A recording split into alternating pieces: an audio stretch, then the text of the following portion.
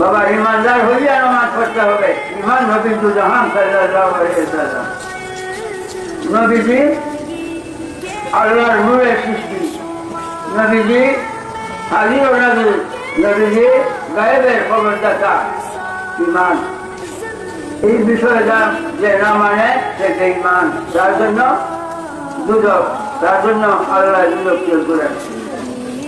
এই মর্মে আল্লাহ কই না সেই না কাল কাউসার, নিশ্চয়ই আমি আপনাকে মঙ্গলাজি বলতে আমার সম্পূর্ণ দান করি।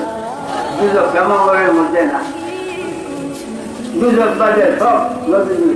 আমরা এখন নবীজির বন্ধা, আমরা আল্লাহ দান করে দিলে ফুল আল্লাহ ফুল ফুল আমার আমের আল্লাহ মাহমুদ রাসূলুল্লাহ। আল্লাহ কয় আপনি বলেন এই বাড়ি আল্লাহ নিয়া হে আমার বান্দারা রাসূলুল্লাহর বান্দা হইয়া বসবাস করো। রাসূলুল্লাহর বান্দা আল্লাহর বান্দা।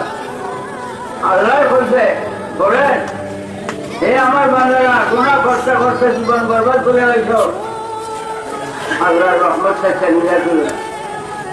আল্লাহর রহমত নবী জাহান, তিনি যখন সুপারিশ করবে আল্লাহ মাফ করে দাও, আমার বান্দারা মাফ করে দাও, আল্লাহ মাফ করে দেবো।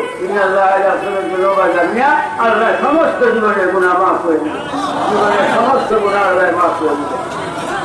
তাই রাসূলুল্লাহর বান্দা হইয়া বসবাস করো।